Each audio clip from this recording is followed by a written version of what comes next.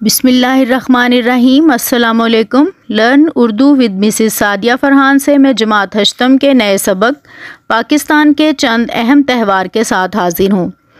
تہوار کا مطلب ہے ایسے خوشی کے دن جو ہر سال مذہبی یا قومی حوالے سے منائے جاتے ہیں۔ ان میں ہماری عید الفطر اور عید الاضحیٰ، شب معراج، شب برات، عید میلاد النبی وغیرہ ہمارے مذہبی تہوار ہیں، اور قومی تہواروں میں یوم آزادی، یوم پاکستان، یوم دفاع پاکستان، یوم تکبیر، یوم قائد اعظم اور یوم علامہ اقبال وغیرہ شامل ہیں۔ اسی طرح کچھ تہوار علاقائی اور ثقافتی بھی ہوتے ہیں۔ آج اسی سے متعلق ہم اپنا نیا سبق پڑھیں گے، تو سب سے پہلے درست تلفظ سے اس سبق کی پڑھائی کریں گے اور مشکل الفاظ کے معانی دیکھیں گے۔ آئیے شروع کرتے ہیں تدریسی مقاصد۔ اس سبق کی تدریس کے بعد طلبہ اس قابل ہو جائیں گے کہ تہذیب و ثقافت کے مفہوم سے کسی حد تک آگاہ ہو سکیں، پاکستانی تہذیب کے بنیادی عناصر سمجھ سکیں، پاکستان کے مختلف قومی تہواروں سے واقف ہو سکیں، قومی تہواروں کی اہمیت جان لیں، مضمون لکھنا سیکھ پائیں۔ بچوں، تہذیب و ثقافت سے مراد ہے ہمارے رہنے سہنے کے طریقے اور ہمارے رسم و رواج، جس میں ہماری مذہبی رسومات بھی شامل ہیں اور علاقائی بھی۔ عناصر جمع ہے عنصر کی، یعنی اس کے اجزاء اور اس کے حصوں کے بارے میں جان سکیں۔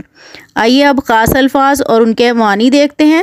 ثقافت کے معنی ہے رہنے سہنے کے طور طریقے، تشکیل، شکل یا ترتیب دینا، اکائی، واحد، ایک، اشتراک کہتے ہیں شرکت کو، سانجھ اور میل جول کو، دلربا، دل کو اچھا لگنے والی، میسر، ملی ہوئی، حاصل شدہ، دستیاب یا موجود۔ سنگم کے معنی ہے ملاپ، اکٹھا ہونے کو کہا جاتا ہے۔ حریف کے معنی ہے دشمن یا مخالف۔ پوشاک، لباس۔ دہانہ، منہ یا سوراخ، جیسے غار کا دہانہ یا چٹان کا دہانہ ہو، یعنی غار کا جو منہ یا اس کا سوراخ ہوتا ہے۔ مساوات، برابری، ایک جیسا ہونا۔ اطوار، طور کی جمع ہے جس کے معنی ہے طریقے۔ انسانوں کے رہن سہن اور زندگی بسر کرنے کے آداب و اطوار اس کی تہذیب و ثقافت کی تشکیل کرتے ہیں۔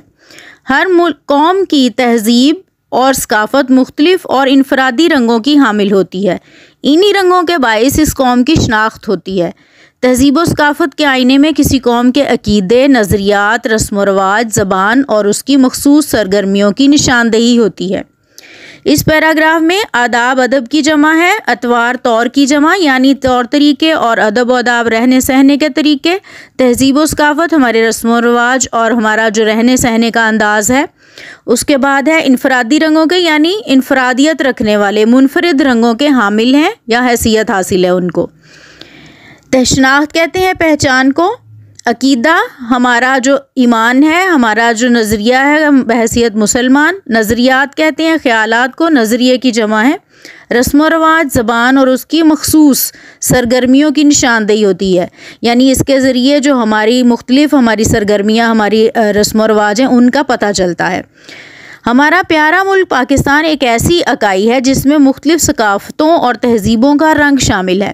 اس کی مثال ایک رنگا رنگ گلدستے کی ہے، یعنی رنگ برنگے گلدستے کی ہے۔ ہر پھول اپنی جداگانہ حیثیت کا حامل ہونے کے باوجود گلدستے سے کسی طرح الگ نہیں۔ جداگانہ حیثیت کا مطلب یعنی اپنی جدا حیثیت کے باوجود پاکستان کے علاقوں پنجاب، سندھ، بلوچستان اور خیبر پختونخوا اور گلگت بلتستان اور آزاد کشمیر کے علاوہ متعدد قبائلی علاقوں اور ایجنسیوں کا الگ الگ رہن سہن ہے۔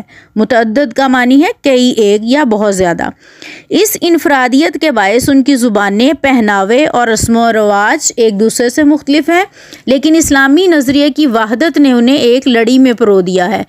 اس کا مطلب یہ ہے کہ اپنی منفرد حیثیت کے باعث بے شک ان کی زبانیں اور ان کا پہناوا، یعنی ان کا لباس اور ان کے اوڑھنے پہننے کا طریقہ ایک دوسرے سے مختلف ہے، لیکن چونکہ اسلامی نظریہ ایک ہے، اسی وجہ سے وہ سارے علاقے ایک لڑی میں پروئے ہوئے ہیں۔ عقیدے اور نظریے کے اشتراک نے ان کے درمیان ایک ایسا مضبوط رشتہ پیدا کر دیا ہے کہ وہ مختلف ہوتے ہوئے بھی ایک دکھائی دیتے ہیں۔ پاکستانی تہذیب میں ان سب کا رنگ شامل ہے۔ پاکستانی تہذیب کو بنانے اور نکھارنے میں اسلامی تہواروں اور روایات کا بڑا اہم کردار ہے۔ روایت کی جمع ہے، یعنی رسم و رواج۔